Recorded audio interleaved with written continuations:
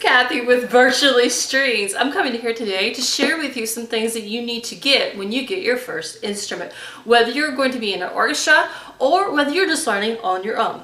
The first thing, obviously, is your instrument. Yes, you do need to get an instrument to actually learn to play. Duh. But what else do you need to get? Well, depending on whether you're getting a violin, viola, or a cello and bass can also depend on what you're going to need. Every single violin and viola student, if you're an orchestra, chances are you're going to be required to get something like a shoulder rest. A shoulder rest is just where you place it in between, depending on the design of the shoulder rest that you get, you place it to where you can have a better grip on your instrument. It helps to fill in that little gap right there between your collarbone and your instrument. Now, this is not the typical shoulder rest that most people get, but I will talk about that in another video as to the different types of shoulder rests. But that's going to be one of the things a lot of orchestra teachers are going to request that you get. A lot of private teachers will also request that you get a shoulder rest. Now, those of you who are a little bit older and you're like me and you're playing an instrument that almost fits your neck exactly, you may not need to get one, but then again, this is going to be something you need to discuss with your private teacher. But almost all orchestra students will be required to get a shoulder rest. Another thing, if you're playing cello, and I believe if you're playing bass, you're going to need to get something called a rock stop. The rock stop helps to keep the impan from slipping. It also helps to keep the carpets from being torn up or tiled to be scruffed up, so it's very important. There are also different types of rock stops, and I'll talk about those in another video as well. Okay, so all instruments, the most important accessory that all instruments need to get is the mighty pencil. Yes, I know it sounds strange that this is the most important thing, but this pencil is going to allow you to take notes onto your musical instruments as well as to make notes on other things. You do not want to use a pen because pen is permanent. Pencils you can generally erase, and that's why you want to use a pencil. The next thing you're going to need, which is probably the second most important accessory, in fact it probably really is not an accessory, it's a requirement, is rosin. Rosin is what's going to allow you to have your bow actually play on your instrument.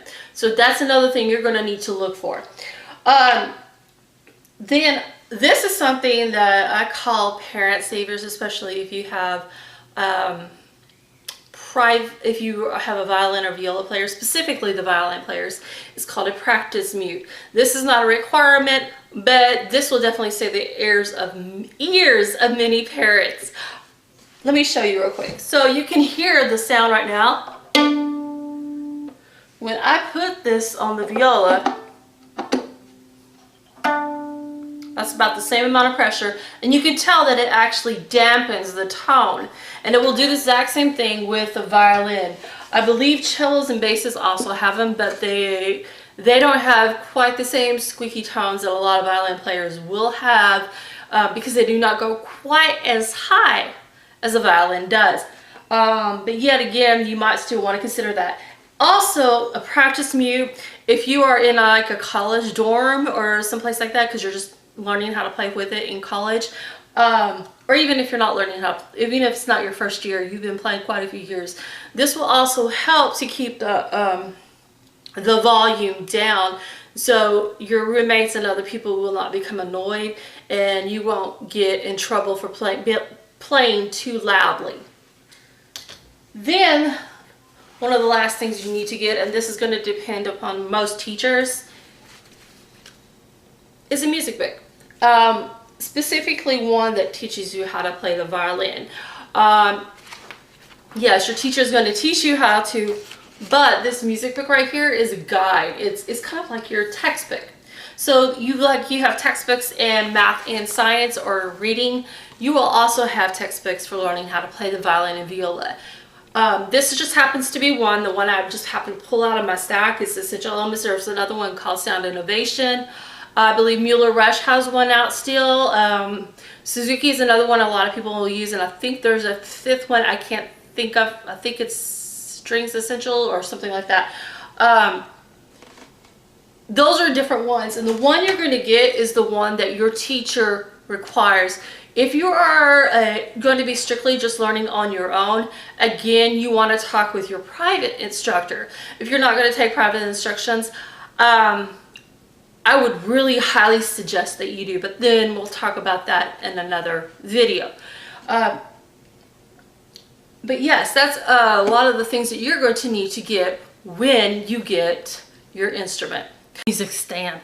This is one of the most important tools that you're going to need. And in fact, it is some orchestra instructors and even band instructors will require you to go ahead and get a music stand, because you're going to need it, whether it's for playing, for practicing, whatever. It is actually a very important tool. All right, hopefully this helped you a lot. If you like this video, as always, like, subscribe, and share this video with others. Follow me on Pinterest at The Flip Class. I'm also on Twitter at The Flip Class.